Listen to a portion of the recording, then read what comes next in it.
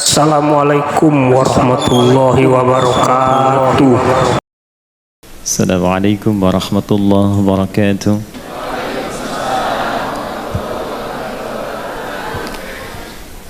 Alhamdulillahilladzi allafa baina qulubina fa asbahna bi ni'matihi ikhwana. Segala puji bagi Allah Subhanahu wa taala yang melembutkan hati kita insan-insan beriman sehingga dengan kelembutan itu kita menjadi bersaudara. Wassalatu wassalamu ala Rasulillahil ladzi bittiba'i sunnatihi syarifati asbahna lil muttaqina imama. Salawat dan salam semoga senantiasa tercurah pada Rasulullah sallallahu alaihi wasallam yang dengan syafaat beliau, dengan petunjuk beliau dan mengikuti sunnah beliau yang mulia, insyaallah kita menjadi di antara orang-orang bertakwa yang unggul di hadapan Allah Subhanahu wa taala.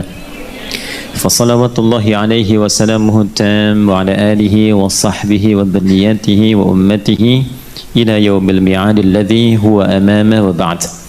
فيا عباد الله أوصي نفسي وإياكم بتقوى الله فقد فاز المتقون فلا تموتن إلا وأنتم مسلمون فقال تعالى يا أيها الذين آمنوا اتقوا الله حق تقاته ولا تموتن إلا وأنتم مسلمون.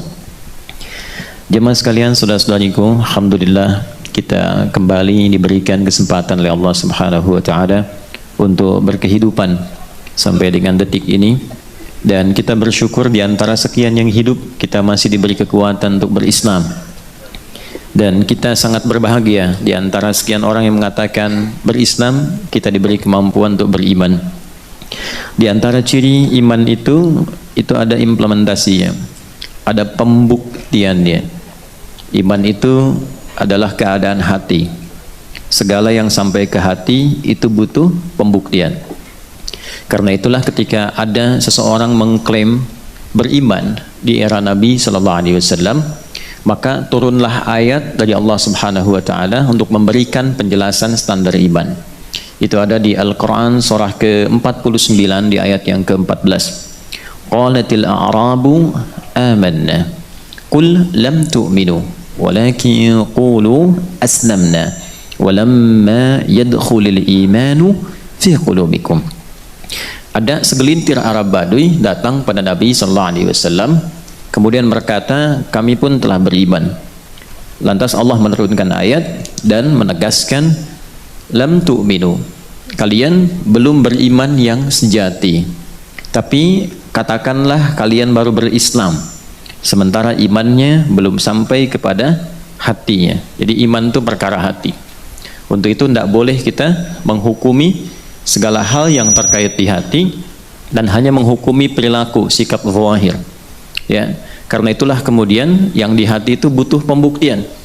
Untuk membuktikan itu, maka dimintalah oleh Allah membuktikan iman lewat perilaku. Perilaku disebut dengan amal. Amal yang disupport oleh iman itu punya sifat namanya saleh. Maka muncullah dari situ amal saleh. Jadi tidak semua amal, perilaku yang melekat pada tubuh kita itu bisa saleh. Misal begini, amalnya mata itu apa? Melihat. Apakah setiap yang melihat itu pandangannya saleh? Belum tentu. Kapan menjadi saleh? Ketika pandangan itu dikontrol oleh iman. Karena itulah ketika Allah menerangkan di Quran surah Cahaya, surah An-Nur. Saya harus jelas sebutkan ini. Surah An-Nur ya, ayat ke-30 sampai 31. Itu imannya dulu. Qul lil mu'minina yaghuddu min absarihim. Katakan pada pria-pria yang masih merasa memiliki iman, pada para pemilik iman, yaghuddu min absarihim, maka imannya akan memberikan petunjuk kepada pandangannya, kepada matanya. Apa yang harus dilihat?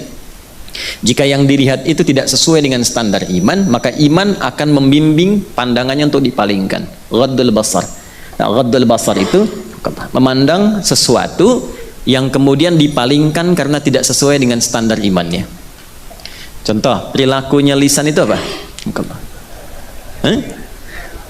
Berbicara kan? Lisan itu kan untuk berkata, ya kan? Fungsinya lisan untuk berkata. Nah, itu standar. Kalau sudah disupport oleh iman, amal lisan bertutur, berkata. ketika iman membimbing amal lisan untuk bisa menjadi saleh, maka oleh Allah dibuka dengan kalimat iman dulu. Ya ayyuhalladzina amanu, imannya dulu. La yashar qaumin qaum. Maka lisan orang beriman akan dibimbing oleh Allah melalui imannya untuk tidak digunakan pada tutur yang menyalahi ketentuan Allah lewat imannya. Misal mencela, la yaghtab ba'dukum ba'dha, kan? Gibah, bikin hoax. Didetilkan oleh Nabi, man kana yu'minu billahi wal yaumil akhir falyakul khairan aw liyasmut. Siapa yang masih merasa punya iman dan dia meyakini akan kembali kepada Allah dihisab di hari kiamat, maka iman itu akan ia gunakan membimbing lisannya berkata yang baik saja. Tak mampu dia lakukan, maka iman itu akan mengontrol lisannya untuk diam sampai ke ujung kaki. Nah, ini ketika amal dibimbing oleh iman, amalnya menjadi amal soleh, perbuatannya ibadah. Jadi ibadah itu tidak sekedar yang ritual. Ritual tuh kayak sholat, itu kan ibadah. Ya, puasa itu ibadah. Karena itu sholat pun dibuka pakai iman. Alladzina yu'minuna bil ghaibi wa yuqimunas shalah. Dan disebut dengan iman. Sholat itu nama lainnya iman.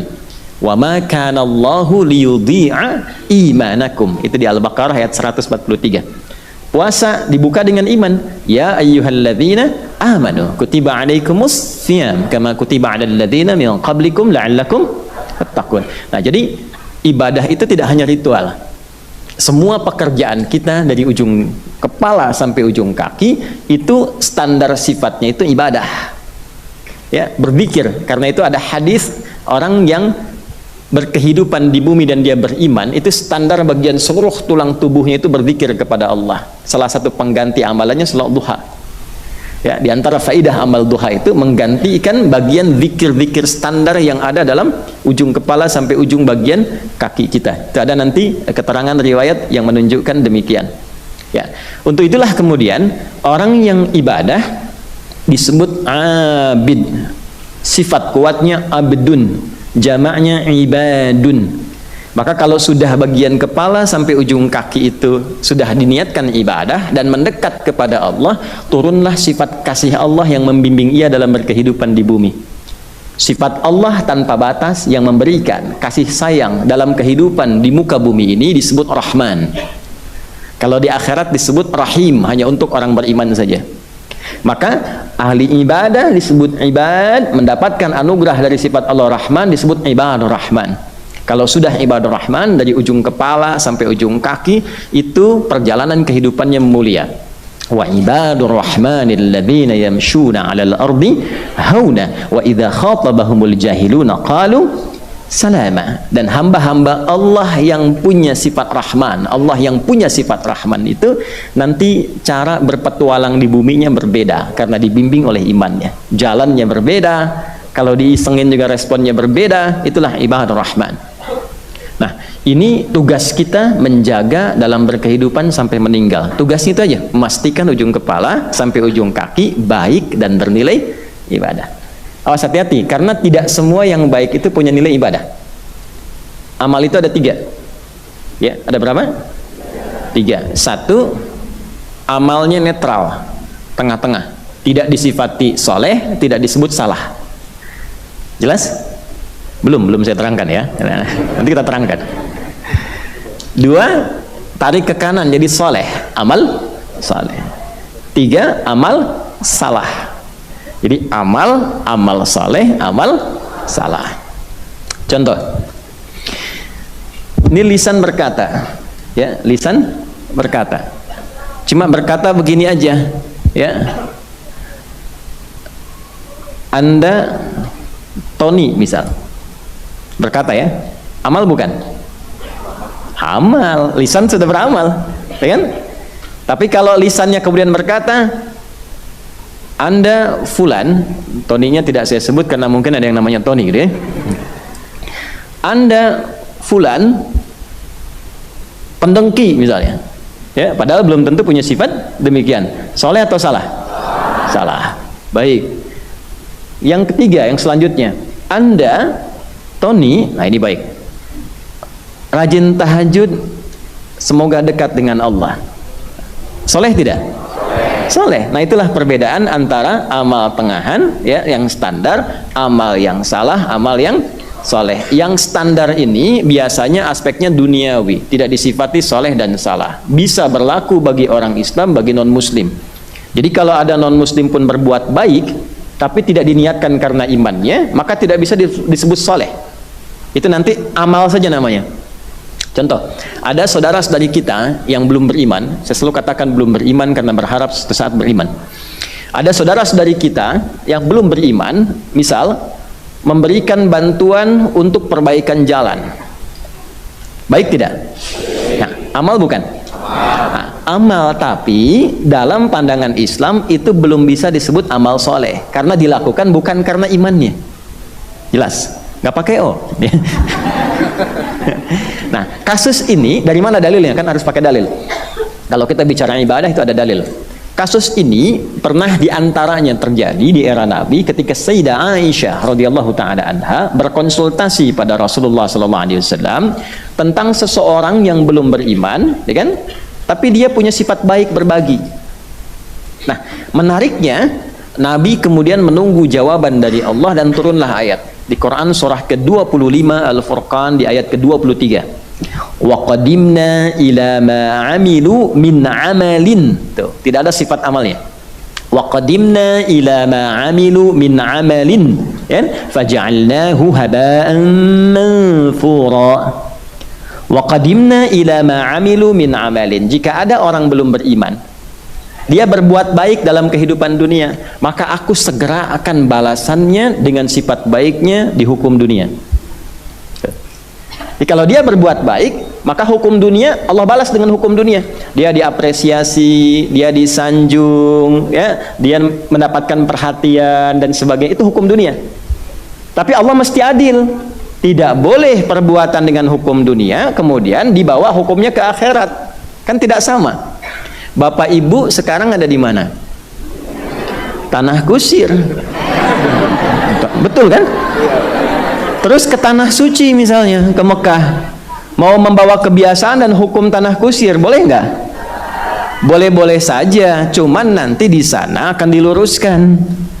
Ya, karena nggak berlaku, mata uangnya sudah beda, dengan bahasanya sudah tidak sama, dengan.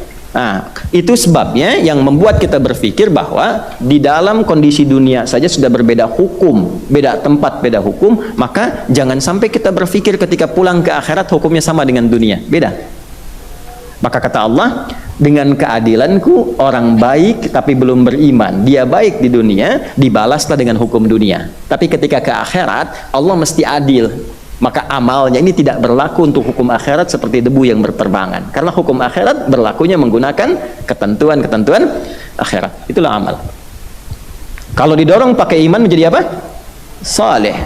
Bangun jalan, dia niatkan supaya Allah ridha. Walaupun teman-teman mungkin dinasnya di PUPR dan sebagainya, tapi ketika ditugaskan melaksanakan proyek itu bukan hanya tuntutan kerja. Saya niatkan supaya Allah ridha dengan pekerjaan ini, digunakan orang yang lewat untuk berbuat yang baik. Itu dicatatkan sebagai pahala, itulah yang dituliskan menjadi bekal pulang ke akhirat.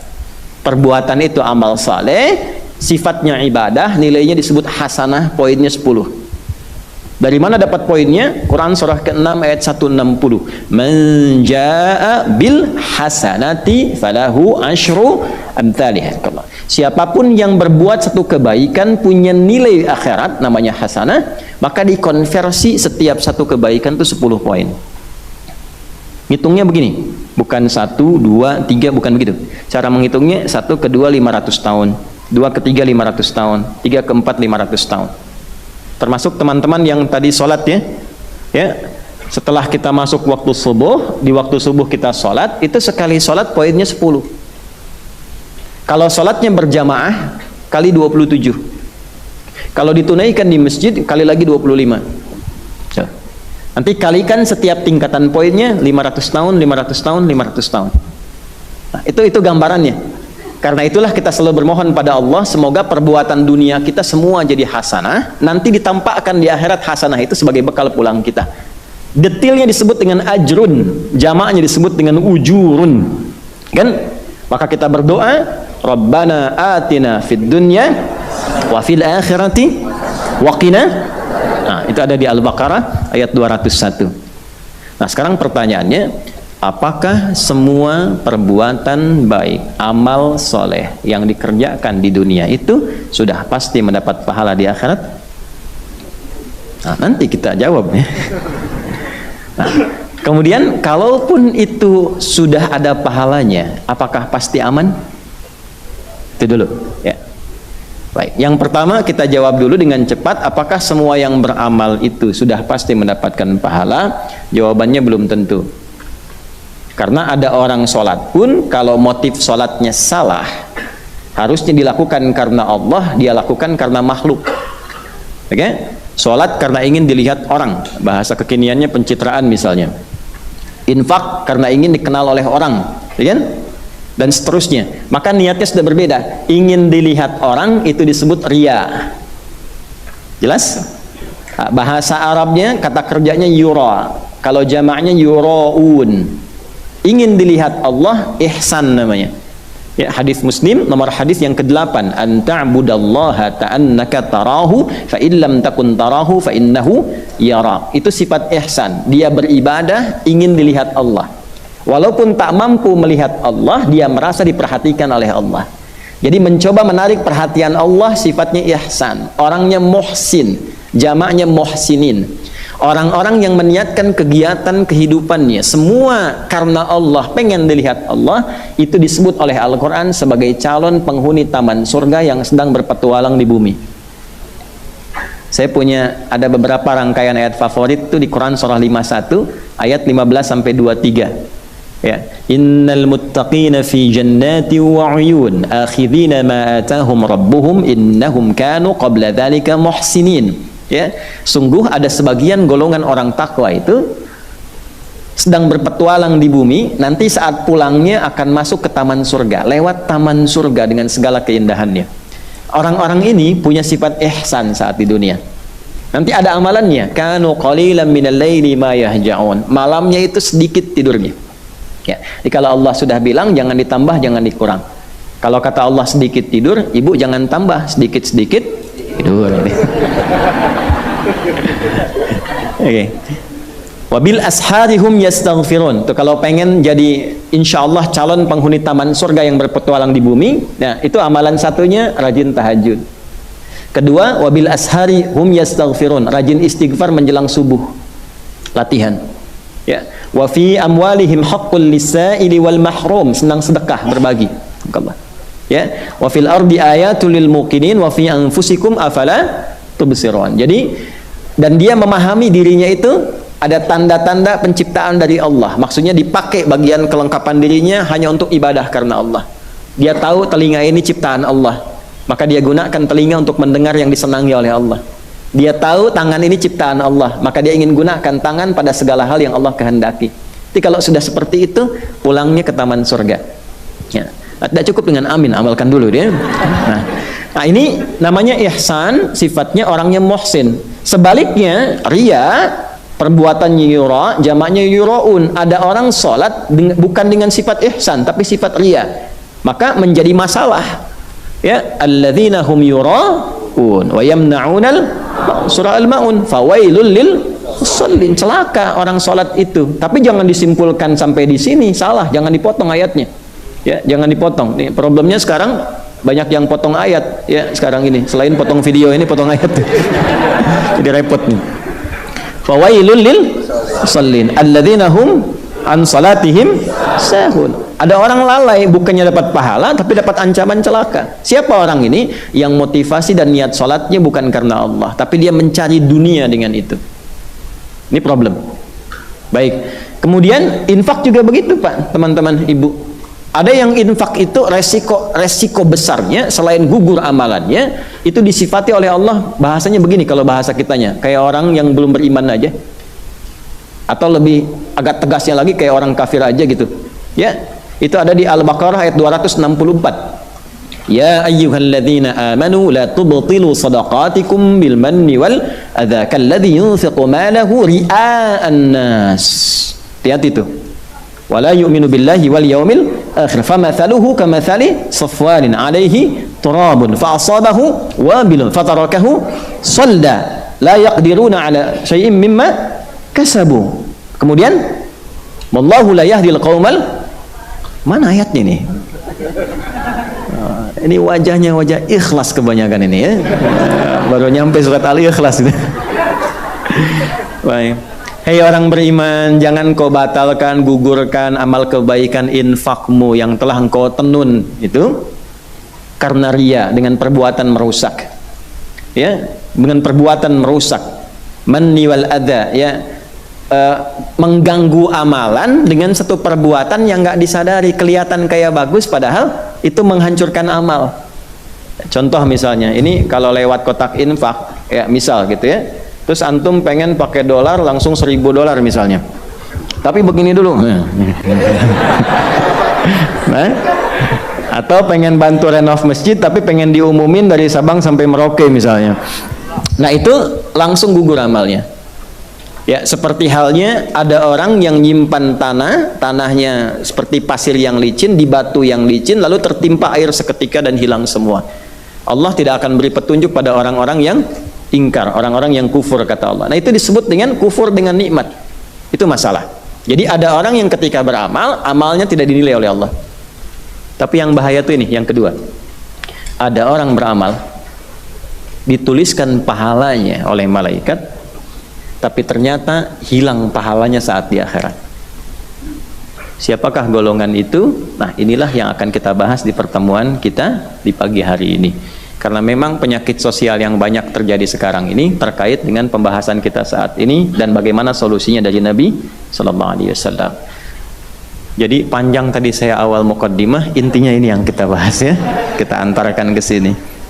Maksud saya, beramal itu sekarang banyak mudah dikerjakan, tapi menjaga amal itu tidak mudah. Nah, mendapat pahala itu bisa dituliskan, tapi mempertahankan pahala sampai pulang dan aman, itu mesti kita usahakan sampai kembali kepada Allah. Baik, referensinya Bismillahirrahmanirrahim di hadis Muslim. Ya, saya bawa kitabnya. Kadang-kadang memang rumit gitu, kalaupun kita hafal misalnya, tapi seringkali suka dituntut referensinya mana, kitabnya mana gitu. Jadi beberapa kajian kadang saya harus bawa gitu. Ini Sahih Muslim, Syarah Imam Nawawi. Yang saya punya yang ini versi 1, nanti ada versi 2 yang tanpa syarah. Ini 9 jilid. Saya bawa jilid yang ke-8 ya. Silahkan dibuka. Ya, nomor hadis 2581 ya. Nah, sudah 2581 yang kitabnya sama, halaman 377 paling kiri sebelah bawah. Sudah? Alhamdulillah. Topiknya tentang Kitabul Birri Wassilah wal Adab. Temanya tentang perbuatan baik, menyambung silaturahim dan adab. Jadi ada 3 tema besarnya. 1 tentang perbuatan baik. Nanti kita urai ya, sebelum ke hadisnya kita urai. Jadi ngaji hadis tuh bahas dulu tentang nama tema, setelah itu sanad, setelah itu matan. Jelas? Karena ulama itu kalau menuliskan nama kitab bahkan tema itu nggak sembarangan. Contoh kenapa hadis Muslim masuk kategori Al-Jami', tapi Abu Daud Sunan. Sunan Abu Daud, Sunan An-Nasai, tapi ini Jami'. Al-Bukhari Jami'. Kenapa Imam Ahmad itu Musnad? Ya, kenapa At-Tabrani itu Mu'jam? Itu ada maknanya. Kenapa Bulughul Maram misalnya? Ya, itu ada maknanya. Tidak semua kitab itu saat dituliskan hampa begitu saja, itu ada makna. Yang belajar nahwu itu ada namanya kitabnya Jurumiyah. Pernah dengar? Karya Hasan Haji itu pernah dengar? Pernah belajar? Al-kalamu wa lafdhul mufidu bil wadi wa aqsamu thalathatun ismun wa filun wa harfun wa amal ismu wa kalimatun dalat ala ma'nan fi waqti wa lam yuqtaram bi zamanin wa dan. Pernah dengar itu? Ya. Kenapa disebut Jurumiyah? Karena beliau itu saat ingin menuliskan gramatikal bahasa Arab untuk mendidik anaknya, jadi anaknya itu pengen diajarkan dari karya ayahnya. Supaya Allah ridha, ini Bu, menarik sekali ini. Supaya Allah ridha dengan buku itu dan bermanfaat, beliau uji di aliran sungai. Lalu berkata, bermohon ya Allah, kalau buku ini bermanfaat untuk anakku dan orang-orang yang akan ingin belajar, maka mohon tunjukkan ya Allah, kalau memang bermanfaat, pertahankan tintanya dari aliran air. Tapi kalau tidak bermanfaat ya Allah, biarkan air itu membawa tintanya, gugurkan kitab ini. Maka dilempar ke aliran sungai itu, dan dia mengatakan, Jarmiyah, Jarmiyah, Jarmiyah, ayo air terus ngalir, bukan disuruh berhenti. Ya, kalau kita kan kadang-kadang, ya Allah kalau bisa jangan ngalir. Ini enggak, Jarmiyah, Jarmiyah, ngalir, supaya saya pengen tahu berkah enggak tulisan saya ini. Maka ketika airnya terus mengalir, tintanya tetap menempel. Ya, maka dari situlah kitabnya diberi nama Jurumiyah. Nah, itu ada makna-maknanya. Nah, kemudian subtopiknya tahrimul zulmi, ya, tahrimul zulmi. Kita tuliskan supaya lebih terukur pembahasannya. Bismillah. Ngaji dengan saya agak sabar ya, karena kita agak mendetail pembahasannya.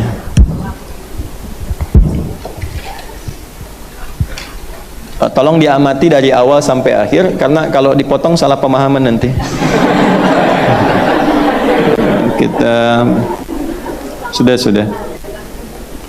Nah, Elbir, kemudian wassilah, deh, wal adab.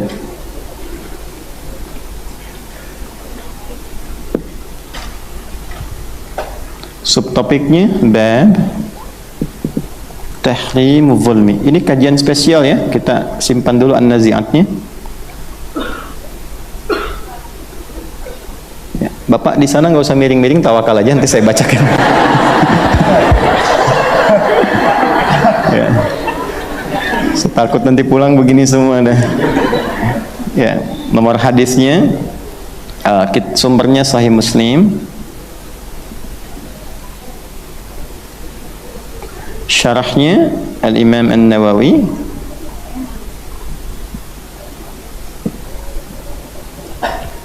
kemudian jilidnya yang ke-8, saya pakai angka Arab saja.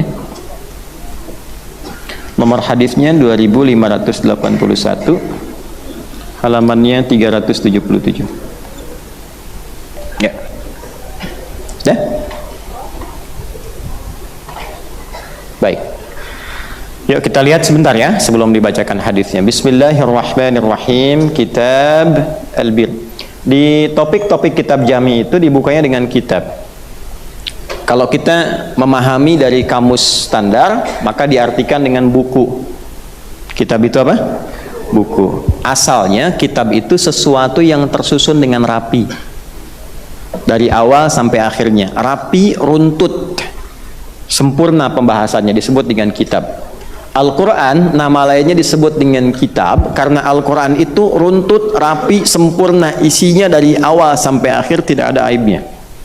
Dzalikal kitabul la raiba fi hudal lil muttaqin. Turunan dari ini kataba, yaktubu, kitab, kutiba. Kalau ada hukum disampaikan di Quran dengan menggunakan kata turunan ini, misalnya kataba atau kutiba, ini menunjukkan hukumnya berisi informasi yang sempurna aturannya, tidak ada cacatnya, terukur dari awal sampai akhirnya. Contoh, puasa Ramadan kewajibannya menggunakan kutiba. Ya ayyuhalladzina amanu kutiba alaikumus. Kenapa menggunakan kutiba? Karena ketentuan dalam Ramadan itu sifatnya sempurna, rapi. Sahurnya dilakukan kapan, puasanya kapan, bukanya kapan, urutan amalnya apa, tarawihnya kapan. Itulah sebabnya menggunakan kata kutiba. Paham sampai sini? Dibuka dengan menggunakan kitab, ini menunjukkan tema. Tema yang akan diurai dalam pembahasan di buku saya ini berisi tema-tema yang tersusun rapi, terstruktur. Urutan hadisnya sesuai dengan topik-topik yang dibutuhkan. Anda tinggal rinci butuh apa, keluarkan sesuai dengan kepentingannya. Itu maksudnya. Karena itu di Sahih Al-Bukhari itu temanya menggunakan kitab.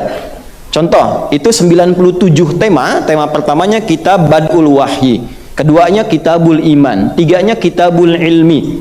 Topik ini membahas tentang iman. Isinya nanti ada subtopik, hadisnya jumlahnya 57.